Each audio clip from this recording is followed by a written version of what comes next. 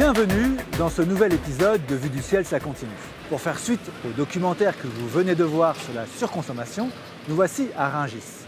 C'est le plus grand marché de produits frais au monde. Ici, tout est des mesures. C'est par exemple 1 million de tonnes de fruits et légumes ou 400 000 tonnes de viande et de poissons qui sont vendus chaque année. Le marché nourrit chaque jour 16 millions de personnes, principalement en Île-de-France. C'est donc l'image même de la société de consommation que vous avez devant vos yeux. Mais avant de vous en dire davantage, je vous invite à un bilan en images et en chiffres de ce qui a changé depuis le tournage du documentaire de Yann Arthus Bertrand. Des navires géants qui parcourent les océans, des montagnes de déchets électroniques et les mers envahies de plastique. 6 ans après le documentaire de Yann Arthus Bertrand, les excès de notre société continuent de détruire la planète. En 2009, Yann avait observé la surpêche des thons rouges. L'espèce était menacée de disparaître totalement en 2050. Aujourd'hui, la ressource est renouvelée en Atlantique grâce à des quotas qui limitent la pêche. Mais l'espèce reste menacée, en particulier dans le Pacifique, où les stocks ont atteint en 2014 leur niveau le plus bas jamais enregistré, environ 25 000 tonnes. En Amazonie, Yann constatait l'importance de la déforestation, 26 000 km² de forêt détruits en un an. Depuis, le gouvernement brésilien a fait des efforts, mais la déforestation continue. 12 000 km² de plus ont disparu en 2014. L'Amazonie reste loin du déboisement zéro. Le documentaire montrait également les conditions d'extraction du coltan, utilisé pour fabriquer nos téléphones portables. En 2014, 1,3 milliard de téléphones ont été vendus. Ils arrivent par navire entier. Les bateaux porte-conteneurs sont 4 fois plus nombreux qu'au début des années 90. En 2009, Yann avait rencontré à Hawaï Charles Moore, le capitaine qui a découvert les continents de plastique, ces vastes étendues de déchets qui découlent de cette pollution. Aujourd'hui, on estime que le continent de plastique du Pacifique représente 6 fois la surface de la France. En 2014, 300 millions de tonnes de plastique ont été produites, 20% de plus qu'en 2009.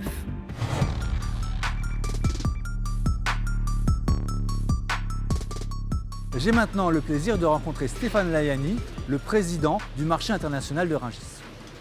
Bonjour. Bonjour. Nous venons de voir un documentaire de Yann Arthus Bertrand qui montre combien une part importante des fleurs sont en fait produites dans les pays tropicaux dans des conditions à la fois humaines et écologiques inquiétantes. Qu'en est-il à Rungis? La situation est un peu meilleure que sur le reste du pays, parce que nous avons 25% de fleurs françaises. Et pourquoi? Parce qu'on a 60 petits producteurs d'Île-de-France qui chaque matin apportent des fleurs qui répondent aux saisons. Mais il faut avoir des fleurs toute l'année. Et c'est pour ça que, évidemment, on importe beaucoup. Et nous avons voulu vraiment relancer la fleur française en faisant un label qui s'appelle le label Fleurs de France. Chez les fleuristes, quand vous voyez des fleurs de France, il faut les acheter en priorité.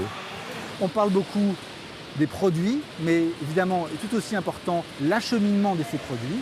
Est-ce que vous menez des actions sur ce point précis? Donc, on a fait une enquête sur l'empreinte carbone.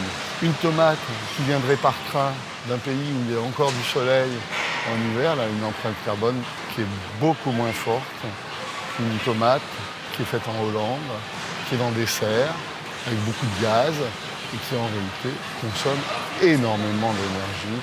Et finalement, quels sont vos objectifs pour les années à venir? On lutte depuis très longtemps contre le gaspillage alimentaire. Tous nos déchets sont recyclés. Et puis, avec la mairie de Paris, on lance des flottes de camions électriques. Et donc, au fur et à mesure, il y a une mutation des mentalités qui se produit. Franchement, je suis assez confiant sur l'avenir. Merci beaucoup.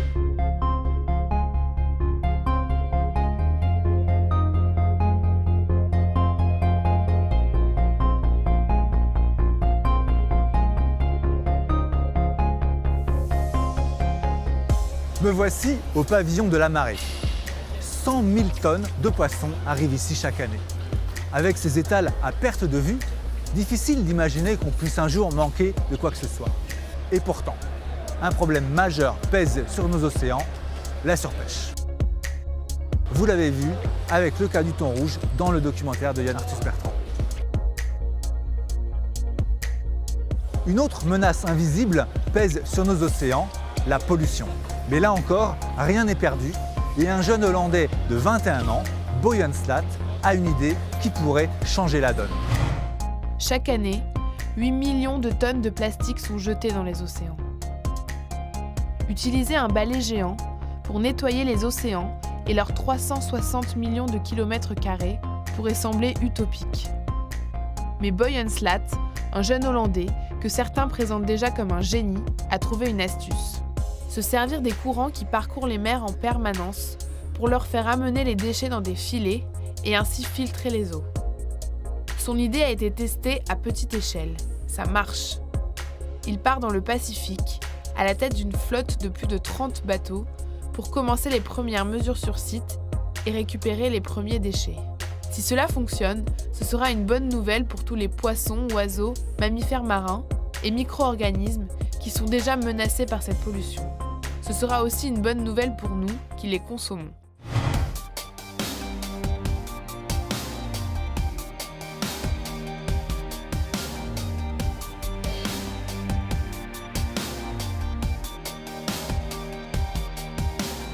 Nous voici maintenant dans le pavillon des fruits et légumes. Ici, en 2014, c'est plus d'1 million de tonnes de produits qui sont arrivés, soit plus d'1 milliard de kilos. C'est énorme. Mais ce qui est tout aussi énorme, c'est que près d'un tiers de tous ces produits vont finir à la poubelle. Il suffit qu'ils vieillissent un petit peu mal, qu'ils soient abîmés, et hop, on les jette. Ce gaspillage est choquant. Évidemment, il n'a rien d'écologique. Évidemment, c'est aussi beaucoup d'argent perdu. Et pour vous donner une idée de ce que cela représente, je vous emmène maintenant dans ce qui était la plus grande décharge d'Amérique du Sud, non loin de Rio de Janeiro. La baie de Rio de Janeiro, l'un des joyaux du Brésil. Pourtant, durant 34 ans, elle a subi une pollution continue. Sur ses berges s'étalait la décharge de Gramacho, la plus grande d'Amérique latine. À l'approche du sommet sur le climat en 2012, le gouvernement a voulu envoyer un signal fort en fermant le site. Une couche de terre a enfin recouvert la montagne de déchets et un projet de valorisation écologique a été lancé. Sous nos pieds, sur 60 mètres d'épaisseur, ce sont des déchets. Et ici, nous avons un puits qui pénètre à 20 mètres de profondeur pour capter le biogaz, issu de la décomposition de la matière organique. Une fois purifié dans cette usine, le gaz alimente la raffinerie de pétrole voisine. 5000 mètres cubes par heure. De l'énergie tirée des poubelles. Ce gaz, à 50%, c'est du méthane, qui est 21 fois plus polluant que le CO2. Si ce gaz n'était pas utilisé, il affecterait la couche d'ozone dans l'atmosphère. L'enfouissement de ces déchets est une réelle avancée, même si des liquides toxiques s'infiltreraient encore dans la baie. Autre problématique, les conséquences sociales de la fermeture de Gramacho. Les habitants de cette favela située à 2 pas de la décharge ont été complètement abandonnés. Même si leurs conditions de vie étaient terribles avant, ils tiraient toutes leurs ressources de la récupération des déchets. Ma télévision, elle est abîmée ici, parce qu'elle est tombée du camion, sur des gravats. En plus de la récupération, chaque jour, cette mère de 3 enfants montait la colline, récupérait des déchets recyclables et les revendait. C'était son seul revenu. Il y avait beaucoup de monde, bien plus de 1000 personnes au même endroit. C'était un travail fatigant, mais c'était bien. Aujourd'hui, je n'ai plus d'emploi fixe. Je fais des petits boulots pour gagner 200 € par mois. C'est quasiment ce que je gagnais en une semaine. Décidée en urgence et sans réel programme d'accompagnement, la fermeture de la décharge a condamné ce quartier à encore plus de misère. Certains habitants en sont réduits à acheter des détritus pour les revendre et essayer de survivre. Les politiciens leur avaient pourtant promis un avenir meilleur après la fermeture de Gramacho. Ils ont dit qu'ils allaient goudronner le quartier, l'équiper et offrir des emplois aux ramasseurs de déchets avant la fermeture. Mais la décharge a fermé et on n'a rien vu de tout ça. L'histoire de Nathalie n'est pas un cas isolé. La décharge faisait vivre plus de 3000 ramasseurs de déchets. Quelques dizaines seulement ont retrouvé un poste à l'usine. Ailleurs dans les favelas, les ordures posent un autre problème. Elles sont de plus en plus nombreuses et transforment la baie de Rio en dépotoir à ciel ouvert. Mario Moscatelli l'étudie depuis des années. Il assiste impuissant à la disparition des zones naturelles. Au sol, au lieu de cette quantité de déchets, on devrait trouver de la boue, des crabes, mais on a transformé ce lieu de vie en poubelle. La croissance incontrôlée de Rio, comme de la plupart des villes brésiliennes, est une des sources du problème, tout comme le manque d'équipement. Il y a une occupation désorganisée de la ville, c'est-à-dire des favelas, et pas assez de ramassage des ordures. La population doit se débarrasser de ses déchets, donc ils finissent dans les rivières, puis dans la baie. L'eau de la baie est tellement toxique que les habitants eux-mêmes ne s'y risquent pas. Ils lui préfèrent cette piscine artificielle creusée juste à côté.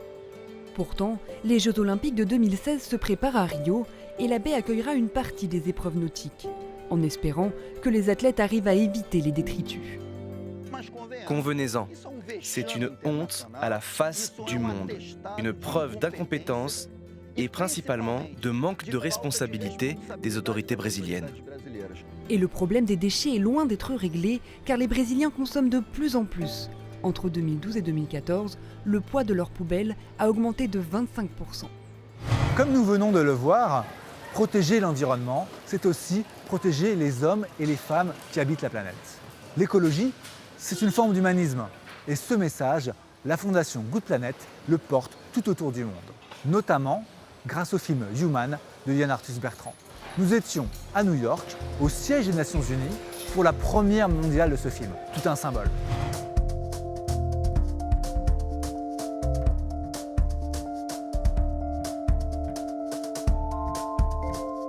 Quand j'ai commencé ce film Human, j'ai toujours pensé que ça serait un endroit formidable pour le lancer d'aller aux Nations Unies. C'est la première fois que ça se fait, je suis ravi. Pourquoi est-ce qu'on fait encore la guerre? Pourquoi est-ce qu'on n'est pas capable de partager? Pourquoi est-ce qu'on n'a pas compris que le bonheur, il est dans le partage? C'est un peu utopique ce que je dis, mais je le crois sincèrement.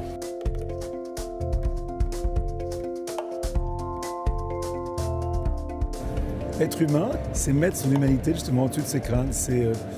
Et puis tu sais, il y a un petit garçon dans le film qui à la fin du film dit, c'est un garçon qui vit dans la rue, et ce petit garçon, on lui dit, quel est le sens de la vie? Il cherche les enfants de la rue, hein, ils ont 12 ans. Il dit, mais j'ai forcément une mission sur Terre. Dieu m'a forcément donné une mission, et c'est à moi de la trouver.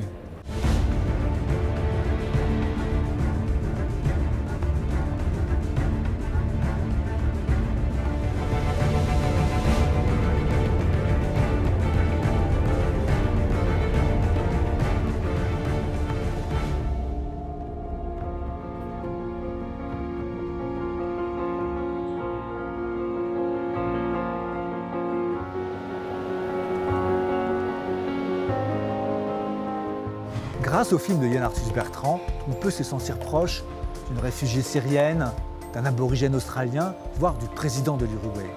Parce que nous sommes tous des êtres humains, nous sommes tous liés les uns aux autres. Et d'une certaine manière, Rungis participe de ces liens invisibles. Parce que les milliers de camions qui arrivent et qui partent tous les jours d'ici nous relient aux paysans du Larzac comme à ceux du Kenya.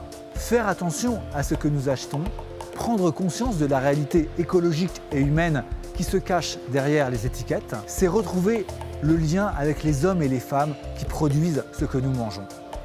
Pensez-y.